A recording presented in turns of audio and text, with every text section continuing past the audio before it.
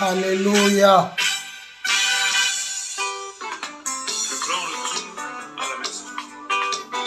Le grand retour dans la maison.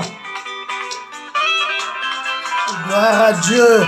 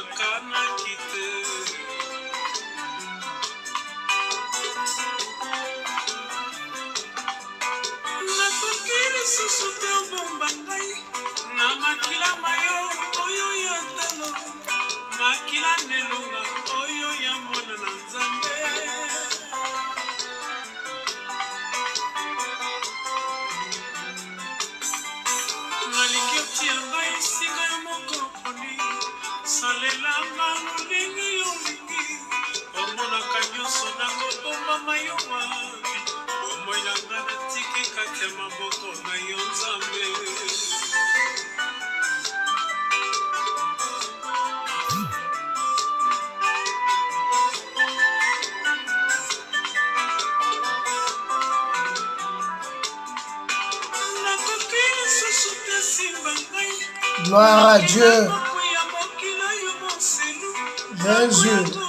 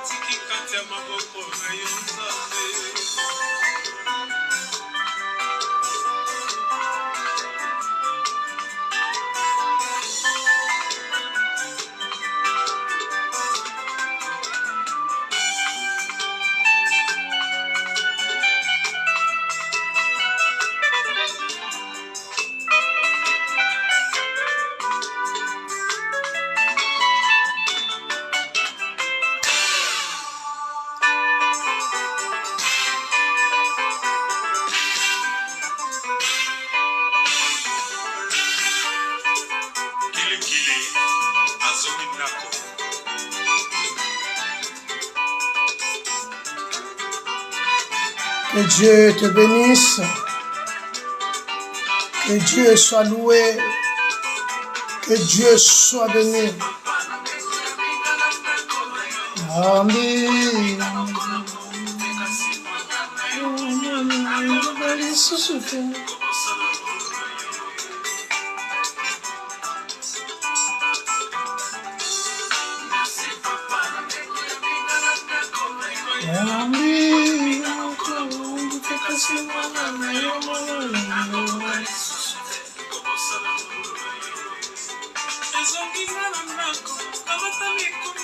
Ezongi ngana ndako bien-aimé 2025 ezosila lelo esengeli na biso tozonga na ndako esika kani tata alekaki na kotika biso. Haleluya. Tata nde mobokoli, tata nde mobombi. Haleluya.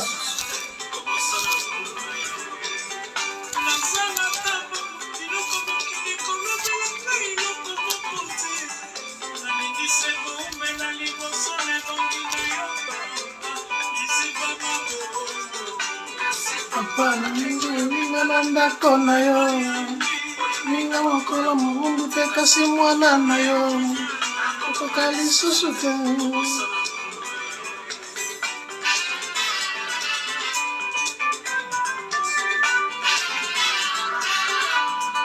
Bien-aimé, que Dieu soit béni, que Dieu soit loué pour na mokola lelo le 31 décembre 2025. Na ye uniquement pour na encourager yo pour la journée lelo, ezali dernier jour de l'année. Bien-aimé, qu'encourager tout le monde oyo kolanda biso, qu'encourager tout le monde oyo balanda kabiso chaque dimanche, qu'encourager libota na nzambe ambate lelo mercredi et lelo le 31 décembre 2025 zamba tie biso à cœur toya ko rappeler biso to ko encourager biso tous les kanako zonga na katnela na katna ndako na ye pamba te belé to bimaki libanda ebele to tika kinzela oyo ebele le mususu pasi to likambo moko songolo ezwaki. Voilà pourquoi na lingi to tanga verset moko na verset que verset na Biblia oyo ko sunga biso na ndenge to sukisa ane mokolo na lelo. Luc chapitre 15 le verset 8 au verset 10. La Bible nous dit ceci. Ou quelle femme, si elle a 10 drachmes et qu'elle a perdu une, n'allume une lampe et ne balaye la maison et ne cherche avec soin jusqu'à ce qu'elle la trouve. Lorsqu'elle la trouve, elle appelle ses amis et ses voisines et dit: réjouissez-vous avec moi car j'ai trouvé les drachmes que je perdis. Voilà le verset 10 nous dit: de même, je vous le dis, il y a de la joie devant les anges de Dieu pour un seul pécheur qui se répand. Bien aimé, nayaki to partager na biso kaka moi quelques versets oyo le drachme oyo Bible lobi na biso le drachme. Or le drachme c'est une monnaie grecque antique et cette monnaie cessait d'exister jusque vers 2001. Monnaie oyo na grec bazaki suko salela yango te, mais ezalaki monnaie oyo ieba ba grec bazalaki ko utiliser. Alors Christ azui yango apesi licence lobi soki mwasi moko azalaki na 10 drachmes bongo a perdre moko, Bible lobi eloko liboso akolime mwinda na ye akozwa kikombo pe akosala nini akobanda kobala ye ndako pe akolukango avec soin jusqu'à ce que akoleka na ko retrouver le drachme perdu. Drachme perdu, c'est une richesse. Eza richesse, eza mbongo. Oyo mutu azanango, bodwi ya mutu, oyo mutu azanango. Alors, soki mutu a perdre bodwi na ye, Bible lobi ke le soki mwasi. Na Biblia tango balobela ka mwasi, bazo lobela mbala moko l'épouse ou ba lobela mbala moko l'église. Donc, mwasi soki abungi si drachme, abungi si héritage na ye, abungi si richesse na ye, Bible lobi na biso boye ke akozeloka liboso akoluka akozwa mwinda. Pourquoi akozwa mwinda? Parce que soki sika wana ezali eza mulili, mwinda nde ekwa kokongengisa sika wana pour que aleka na ko trouver drachme na ye to mbongo na ye oyo abungisaki monnaie na ye. Alors soki amoni yango te, la Bible dit ebakiseli biso eloko mibale akoleka na kozwa bongo bale, et soki azwi bale akoya po nini po akombola malamu jusqu'à ce que akoleka na ko retrouver drachme na ye. Or na 2025, bien aimé, tu as perdu beaucoup de richesses. Tu as perdu les dons, parfois le drachme. Tu as perdu parfois la monnaie. Tu as perdu beaucoup de choses. Bien aimé, et il y a pas tout, il n'a qu'à perdre ba don na ba spirituel. Et ça n'a pas tout, ba perdre richesse, ba perdre ba capacité, ba perdre ba qualité na bango devant Zam. Et ça n'a pas tout, ba zala ki malam liboso na Zam, ba perdre à cause. Parfois il y a souci à siècle, parfois à cause il y a ba mitungisi kakwezo tungisa batu ba malade to ba négligence mususu na kati ya vie chrétienne et sali kendeko aleka na ko perdre yo na ngato leka na ko perdre. Mais ce qui est très important, le Seigneur avec alobi na biso moi si soki abungisi eloko abungisi mone eloko liboso lukaka nde mwinda na ina biso ke mwinda ezalaka très important na kati na vie na moto. Voilà pourquoi Esaïe dit ceci: maison de Jacob, venons marcher à la lumière du monde. Bien aimé, mwinda ezapole mwinda yaka pona ko éclairer. Bible bi batiaka mwinda likolo na mesa pona kongengisa ndaku kasi batiaka yango na se ya mesa te. Donc la première des choses que la dame, que la femme va chercher, c'est la lumière, c'est la lampe. La lampe pour éclairer. Comprenez bien que la puissance nous dit ceci: ta parole c'est une lampe à nos pieds. Bien aimé, comprenez-moi bien. En 2025, au Bungisi Biloke Bele, parfois les années nous se utikoleka. Banda 2025 tit kuna au Bungisi Biloke Bele, oyo koki ko retrouver en côté. Mais na ye ko encourager yo ke olembate. Na ye ko encourager yo ke olala pongite. Na ye ko encourager yo que on abandonné te, na yo encourager que on tikate, mais au sale lo comme que c'est très important pour na ko récupérer biloko yo bungisaki. Et loko bungisi muta ko ki ko peso yango seul nzambe o azana lola. Pamba tena mokili balobi le malheur des uns font le bonheur des autres. Mais il y a un Dieu dans le ciel. Bien aimé, oya yoka kakolela la mutu. Oya yoka kapasi na mutu. Oya yoka akanisaka na kati na ye ayoka ki pasi wana ki amona ki mokele ke na kati na kufa atindi mwana na ye pona kobikisa yo. Bien aimé, yango loko yo bungisi. Je suis venu seulement t'encourager. En ce jour 31 décembre 2025, je suis venu t'encourager, te dire ceci. Bien aimé, il est temps de te réveiller. Voilà pourquoi la Bible dit: réveille-toi toi qui dors et Christ te clairera. Si nous parlons de ces paraboles, bien aimé, le pharisien, les scribes, et bien aimé, et les scribes, si les drachmes, mais c'est la monnaie à l'époque, bazala qui qu'on utilisait, comprendre que les lots monnaie cause la richesse yoka. Yesu alobi boye.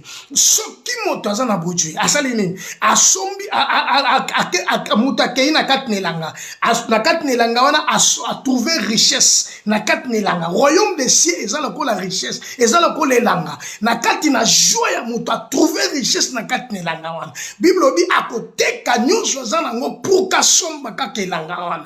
Pourquoi kosomba yango? Parce que a trouvé richesse moko boye na kati na zamba wana. A trouvé richesse moko boye na kati nelanga. Lokola a trouvé richesse malamu ateka nyuso zana yango pour que aleka na kosombelanga wana. Na ye ko encourager que lelo oteka nyuso zana yango pour que o perdre te eloko le kaki na ko perdre o leka na ko récupérer yango. Christ est là à la porte. Le Seigneur est là à zobenga yo lelo. Venez à moi, vous tous qui êtes fatigués et chargés, je vous donnerai du repos. Alinya pesa yo repos. Alinya kangola yo. Alinya peso bomoi. Mbongo oyo yo bungisaki. Eloko libosa lobi boy. Oko luka mwinda. Mwinda parce que mwinda na kacha vie à mutu est très important. Si la lampe est éteinte, bien aimé, il est temps o le kanako pelisa mwinda na yo. Oh landa lisese oy. Yeso do pesa basi mitano bazala ki bazoba. Mitano bazala ki mayele. Bible dit que ba minda la bango zala ki kopela. Mais comment qui vers la veille de la nuit? Kakatang mobali foya. Bible dit que mwinda ya mwasi, mwinda ya mitano ele kaki na kokufa. Alors le kola minde kufa ki bazala ki pe na réserve te. Voilà tina ya verso ezali ke yo o telema. Yo na ngana 2026. Tola la susu pongite. Yo na ngana 2026. Tole ki satana ki dibate. Yo na ngana 2026. Total ekulusu. Yo na ngana 2026. Total anasimate. Parce que nasima na biso ezaliwa. Nasima na biso eza malade. Nasima na biso eza kozanga. Le drachme que tu as perdu, la monnaie que tu as perdu, tu peux la récupérer. Voilà pourquoi la Bible dit: je remplacerai les années qu'ont dévoré la sauterelle, la grande armée que j'envoie vers toi. Non, dans cette date ici, le 31 décembre, bien aimé, na minuit, il y a le lot toujours sangola, toujours compte à 2026. Na lignité que échec aujourd'hui na 2025. Na limité que ba échec aujourd'hui na 2025. Biloko le qui n'a qu'à perdre na 2025. On le n'a qu'à perdre en 2026. Il est temps de les récupérer. Il est temps de les récupérer. Mais à seule condition. Nous sur le qui n'a qu'à perdre. Bible dit que oh Luka mwinda. Luka mwinda na kacha vina yo. Mwinda nde Yesu. Mwinda nde Yesu. Bible biboye, boye painanga. Le Dieu en effet, yoka Bible biboye, Dieu en effet n'a pas envoyé son fils dans le monde pour qu'il juge le monde, mais pour que le monde soit sauvé par lui. Bien aimé, pour que Mokili soit sauvé pour painaye, azo sengo yolo komoko. Mon fils, donne-moi ton cœur et que tes yeux se pleuvent dans mes voies. Yoka iloka lobi malam. Oh, quelle femme, s'il a 10 drachmes, et qu'elle en a perdu une, n'allume une lampe, ne balaye la maison et ne cherche avec soin. Donc, le kola bungisi drachme na yemoko, le kola bungisi yango. Posa na yezali malam asala nini ale kana kozwa kikombo lo azwa mwinda soki azwa mwinda azwa bale non mwinde c'est très important. David alobi na Psaume 119, David alobi boy na Psaume 119 verset 115, David azoloba na biso eloko moko. Psaume chapitre 119 verset 15, Psaume chapitre 119 verset 15, verset 105, pardon, verset 105. Psaume 119, verset 105. David dit ceci. Ta parole est une lampe à mes pieds et une lumière sur mon sentier. Donc, comme elle a perdu son drachme, elle a perdu une de ses drachmes, la Bible dit, elle va les chercher avec soin. Et pour la chercher avec soin, elle doit allumer la lampe. Bien aimé, allume ta lampe. Allume ta lampe, bien aimé. Ba souci à siècle, oh bien aimé, bo mayote. Banzala ya mokilo bo mayote. Ba mitungisi ya mokilo bo mayote. Pelisa mwinda na kati ya vina yo. David alobi, ta lampe, ta parole, c'est une lampe à mes pieds et une lumière sur mon sentier. Bien aimé, liloba na nzambe zali mwinda na makolo na biso, pe pole na kati na banzela na biso. Bien aimé, soko pelisi mwinda na kati ya vina yo. Moi je crois à la parole de Dieu, je crois au Seigneur, je crois aux paroles, je crois au miracle. Na yebi ke loko yo bungisi lelo, tu peux la récupérer maintenant, si seulement si tu allumes ta lampe, qui est la parole de Dieu, ou le qui n'a quoi limé en a quatre kangongo, au kozolo ko le kakina ko bungisa. La Bible dit c'est une lumière sur mon sentier. Yango de polé na banzela na yo. Bien aimé le kolo bungisi drachme. Na bagina yo malam drachme za richesse. Na bagina malam drachme ezali bodui. Eza bodui, eza monnaie, mbongo eza bodui ya mutu. Le kola mutu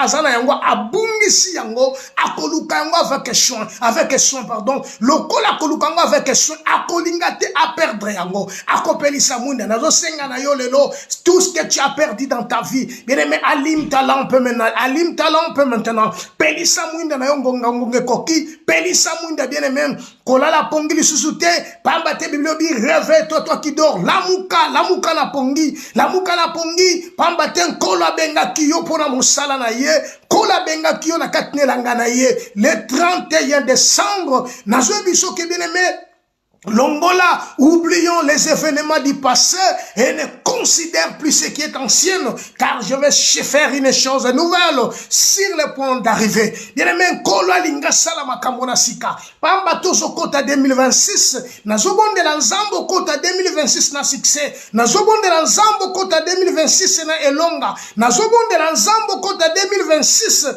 na victoire na yo, nazobonde la nzambe que succès est accompagné yo, nazobonde la nzambe ke makama malamu elanda vina yo nazobonde la nzambe ke kimia na nzambe zalo na 2026 operdaki nani kimia operdaki santé operdaki nyonso zalaki malamu na kati na vina yo mais lelo zana droit récupérer yango lelo zana makoki ko récupérer yango si seulement si tu allumes ta lampe soko pelisi mwinda na yo lelo oko récupérer yango. Ta parole est une lampe à mes pieds et une lumière sur mon sentier. Oh non, ta parole c'est une lampe. Yesu alobiso ki abungisi modunaye abungisi drashmenaye akopelisa mwinda akwalime une lampe. Bien aimé, donc kwa lime yango c'est que mwinda ngwe zalaki wana sikwa kolinga pelisa yango. Or yo ovandaki na kati makolo na nzam yo olandaki nzam mais comment qui parfois un moment parfois bien aimé ba Bamakambo kokoya pe kolembisa yo, mais nazo koyebiso que lève-toi et marche. Tellement lève-toi, sois éclairé, parce que le Seigneur, ta lumière arrive. Lève-toi, bien-aimé, lève-toi, ma soeur. Lève-toi, ma soeur, car ta lumière arrive.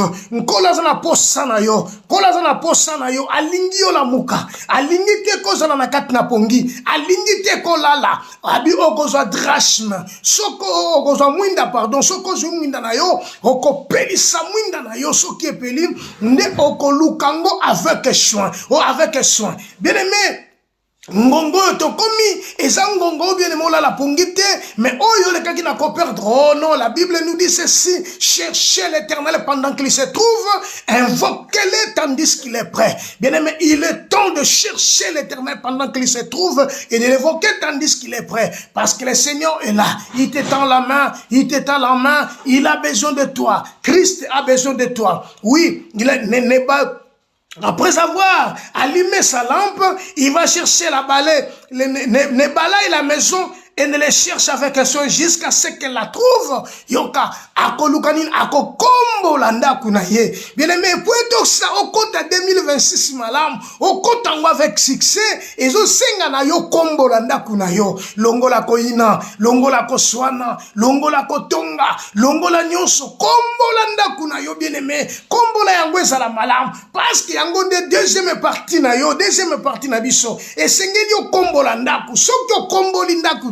Bien aimé, on réussir, on trouver et l'eau bungi sakite. Il faut qu'on landaku. Voilà pourquoi la Bible nous dit ceci: recherchez la paix avec tous, et sans la sanctification, personne ne verra le Seigneur. Personne ne verra le Seigneur. Il est temps, bien aimé, à kombo landaku. 2026 na kotango na zala pepele. 2026 na kotango avec succès. 2026 na kotango avec la gloire de Dieu.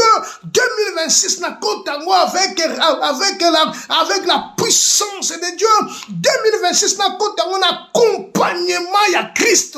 2026 na kote yango parce que ndaku nangeza ya bala na kotango oeza motema nanga, oeza bomo inanga. Bien aimé, pelisa mwinda na kacha vina yo. Pelisa mwinda na kacha vina yo. Pelisa mwinda na kacha vina yo. Kombola malamu ndaku, lorsqu'elle la retrouve, elle appelle ses amis et ses voisines et dit: réjouissez-vous avec moi, car j'ai trouvé la drachme que je perdu. La drachme que tu as perdu, tu peux la retrouver. Parce que la Bible dit, Paul le dit dans le livre des Romains, Dieu ne se répand pas de son appel et de ses dons. Bien aimé, lokola nzambe da benga kiyo, ou le kaki nako perdre le komoko pa inanzambe. Qu'est-ce que tu as perdu? Le courage? Qu'est-ce que tu as perdu? La bonté? Qu'est-ce que tu as perdu? La grâce? Qu'est-ce que tu as perdu, bien aimé? Et il est temps de le récupérer. Il est temps qu'on récupère yango, on retrouve yango sika yango zali. Oh, retrouver yango. Bien-aimé, le Seigneur t'appelle. Le Seigneur a besoin de toi. Nous sommes dans le livre de Luc, chapitre 15, les versets 8 au verset 9 à 10. Bien-aimé, sokyo la nima kambo malam. Bien-aimé, les drachmes qui étaient perdu, c'est la monnaie. Les drachmes, c'est une monnaie grec est utilisé jusqu'en 2001, vous avez utilisé cette monnaie-là. Bien aimé, kakatangu héros et kokota, ne balongo li drachme. Mais na ine biso ke, ils ont qui monnaie, oh, bazo utiliser, papier, bazo utiliser na kat na grec. Pe la moko yo lelo, ils ont la richesse, oh, yo nzamba tche na kati na yo. Cette richesse, c'est la présence de Dieu. Cette richesse, et yango des monnaie, sa grâce, oh, nzamba tche kati na yo. Cette richesse, c'est sa bénédiction, oh, yo nzamba pêche. Cette richesse, c'est ba capacité surnaturelle oyo nzamba chakati na yo. Bien aimé, tu peux ozako étouffer yango lelo. Bien aimé, ozako boma yango lelo. Ozako détruire yango lelo pona ba souci yango kili oyo. Ozo détruire ba drache, ozo détruire ba don, ozo détruire ba capacité. Pour la makanisi na yo ndenge zo kende bipai na bipai. Mais le Seigneur t'appelle aujourd'hui. Le drachme que tu as perdu, donc la monnaie, des capacités, le don que tu as perdu. Le Seigneur te tend la main. Il te dit viens, viens. La première des choses, il te dit, il faut allumer la lampe.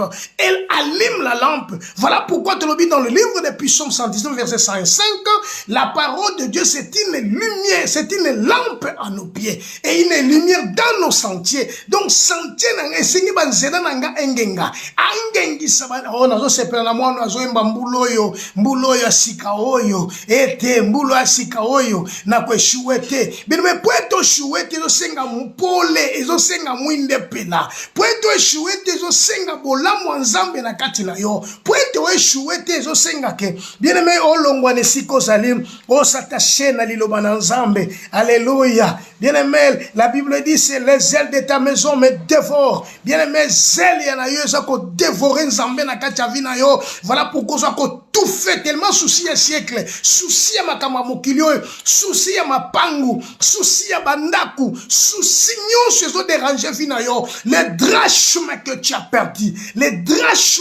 perdu, tu peux les récupérer. Jésus c'est la lumière, c'est une lampe à nos pieds. Sans Jésus-Christ, bien-aimé, toko salelo comme côté, sans Jésus-Christ nous sommes rien. Jésus t'appelle parce que c'est lui la lumière, c'est lui la lampe, qui est la lampe, comme dit David dans le livre de Psaume chapitre 119 verset 5, ta parole c'est une lampe à nos pieds. Bien-aimé, la Bible dit bientôt le Dieu de paix écrasera Satan sous nos pieds. Seule la parole qui peut écraser Satan, seule la parole, parce que l'homme est insuffisant, l'homme n'a pas de pouvoir, l'homme n'est rien devant le diable, mais la parole de Dieu qui est en lui, qui est la lumière, la parole de Dieu qui est en lui, qui est la parole, qui est une lampe dans ses pieds. Bien aimé, ego salama kambo ekolembi, ego voilà pourquoi elle dit, oh, quelle femme, s'il a 10 drachmes.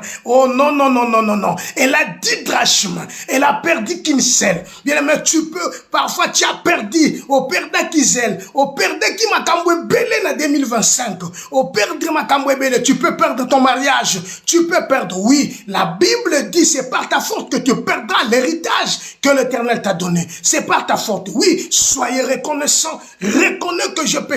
Reconnais et pratique tes premières œuvres. Le Seigneur sera avec toi et le Seigneur t'accompagnera. Voilà pourquoi il dit cette femme. Et s'il a perdu une drachme, oh non. La première des choses, il allume une lampe. Akopeli samwinda. Soki apeli simwinda. Non. Soki apeli simwinda, akobanda ko balaye menandaku na ye. Akokombola ndaku na ye. Akokombola ngo malamu. Bien aimé bando kombola ndaku. 2026 c'est l'année de changement. Année pour que on récupère nyonso les gars na ko perdre. Il faut mettre Christ dans ta vie. Et si le Christ n'est pas là, si le Christ n'est pas entretenu, si le Christ n'est pas bien entretenu, bien aimé, malgré ma honneur ba kopeso pa ya batu, malgré ma gloire ma boko batu ba kobetela yo ezapamba, parce que le Seigneur est parti, le Seigneur va akokende. Mais si tu nettoies ta maison, so ko nettoyer ndaku na yo, o komboli ndaku na yo, oh non. Bien aimé, on vivre gloire ensemble. Souvenez-vous que cet homme est tenu, cet homme ce jour-là à la croix. Alléluia. Ba betela même la mana yezeke, ba betela yango pour que vous la sauver. Bien aimé, pour que toi tu sois sauvé, cet homme était à la croix. Voilà pourquoi il te dit, c'est lui la lampe. Tu dois prendre ta lampe. Cherche ta lampe maintenant. La Bible dit, cherchez l'Éternel pendant qu'il se trouve. Invoquez-le tandis qu'il est prêt. Cherchez l'Éternel, bien aimé. L'Éternel, c'est la lampe. L'Éternel. Et balaye la maison. Si tu balayes ta maison, tu vas vivre la gloire de Dieu. Si tu balayes ta maison, bien-aimé, tu vas trouver grâce devant Dieu. Si tu balayes ta maison, la main de Dieu sera sur toi. Si tu balayes ta maison, bien-aimé, ta maison sera propre. À tel point que, bien-aimé, mounio sakokota komona Yesu, akomona bako kongenga, bako refléter Christ dans ta vie. Oh, ma prière à nekele lo refléter bon Zambé. Prière nangeza que na 2026, bien bien 2026 toza kokota bien aimé au mona kembo na nzambe nayebi ke buto lelo bato nyonso bakoluka bakene lala na ba église bien aimé kolala na église lobi eza synonyme te ko hériter royaume de Dieu kolala na église est synonyme à ko hériter royaume te mais ce qui est très important dans ta vie c'est de chercher la lampe allume ta lampe si tu allumes ta lampe 2026 c'est que vous allez bienvenue en 2026 et tu auras du succès en 2026 où tu auras du succès et Dieu va t'élever, Dieu va te bénir et Dieu va accomplir sa promesse dans ta vie. Et bien tu vas balayer bien la maison et tu vas chercher avec soin. Tu vas chercher avec soin. Si tu le cherches de tout ton cœur, si tu le cherches de tout ton corps, Paul dit la parole de Dieu est devant toi, dans ta bouche et dans ton cœur. C'est la parole de foi que nous prêchons. Nous prêchons Christ crucifié. Nous prêchons Christ ressuscité. Nous prêchons Christ crucifié. Ce Dieu-là qui nous a appelés. Ce Dieu-là qui nous a rétablis. Ce Dieu-là qui nous a fait aujourd'hui des serviteurs de Dieu. Il est là pour toi. Il a besoin de toi. Il a besoin de te sauver. Il a besoin de te garder. Il a besoin de te faire de toi, bien-aimé, asala yo, ozala lokola ye lelo, soki okotia moteme, opesa moteme pa inaye, soki okozonge pa inaye, yo katotangi verset moko ya suka, 2 Pierre chapitre 3. Livre de 2 Pierre chapitre 3. 2 Pierre chapitre 3. Deuxième épître de Pierre chapitre 3. 2 Pierre chapitre 3, le verset 14. C'est pourquoi, bien-aimés, en entendant ces choses, appliquez-vous à être trouvés par lui sans tache et irréprochable dans la paix. Je répète. Non, j'aime la parole de Dieu. J'aime Dieu. Makambo nga la lingila kanzambe. Wala linga kanzambe pona makambo. Zambe soki ayepa na yo akoye biso makambo eza malonga. Zamba ko sunga yo pour to avancer. Yo ka makambo lobi na 2 Pierre chapitre 3 verset 14. C'est pourquoi na yango balingami lokola tozali kozela makambo yo nini yoza kozela pa ina nzambe toza kozela 2026 toza kozela ngo avec toza kozela ngo na mitema mobimba toza kozela biloko yo tobungisa ki to récupérer yango lokola appliquez-vous à être trouvé devant lui sans tache et irréprochable dans la paix. Irréprochable dans la paix, en entendant. Oh, non.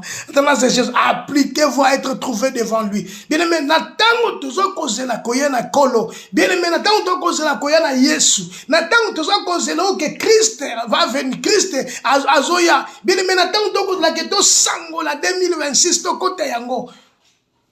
Appliquez-vous à être trouvé par lui sans tache et irréprochable. Motema nanga mubimbeza pa ina nzambe. Makanisi nanga mubimbeza le pa ina nzambe. Nyonso na kosala nzamba zwa lokumu. Na tombo la kaka nzambe na kati nanga. Bien aimé na tombo la kaka nzambe na kati nanga. Bongo na kosala nini na kokende mena ko réjouir. Voilà pourquoi la Bible dit réjouissez-vous dans le Seigneur. Bible lobi na Luc chapitre 4 na livre Luc chapitre 15 tozala ki alobi na verset 9 lorsqu'elle l'a retrouvé elle appelle ses amis et ses voisines et dit réjouissez-vous avec moi car j'ai trouvé la drachme que je perdis. Donc boto sepela. Oh, Paul dit, réjouissez-vous dans le Seigneur. Je le répète, réjouissez-vous. Que Dieu te bénisse, que Dieu t'accompagne, que Dieu soit avec toi, que Dieu, oh non, Zamba Kutananayo, 2025 aussi lisango avec joie. 2025 aussi lisango de sengonyonso. 2025 oyo nzamba accompagné yo. 2025 oyo bolamu nzambe landa yo. 2025 oyo esiko eshuaki nazobondela nzambe ke nzamba accompagné yo au reçu na 2025 na 2027 tokokota esika nyonso zwaki échec bien aimé tango ekoki maintenant oleka na ko récupérer nyonso olekaki na ko perdre parce que 2026 25 le aussi là na kota 2025 na succès na kota 2025 vraiment na elonga nyonso moto nyonso akomona nga ata tolaloba ke Yesu nde aza nkolo ata tolaloba ke Yesu nde aza nzambe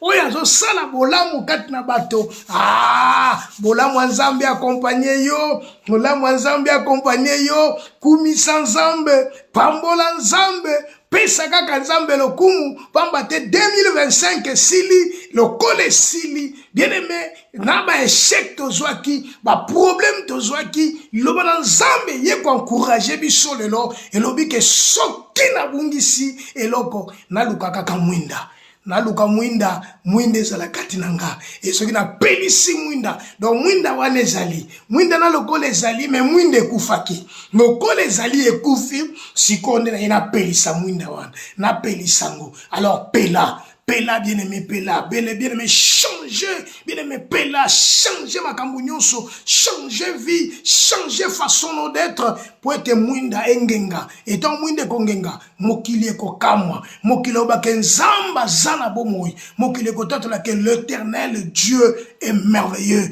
l'éternel est Dieu, l'éternel est Dieu. Tango nde koki, tango koki bien-aimé. Nzambo to sali na ye parcours, nzambo to tamboli na ye, to yebi nzambo yango na zoyebi soke oyo le gai na go perdre. Non. Nzamba lingage akolinge sheki na yote, nzamba kolinge sheki na yote. Lelo lokola kolinge sheki na yote lelo te nzamba do bongsulo kamalamu, bongsulo kamalamu. Que Dieu d'Israël te bénisse, que Dieu t'accompagne, que Dieu soit avec toi, que 2026 est l'année moko de réparation, année moko de succès, surtout année moko de changement.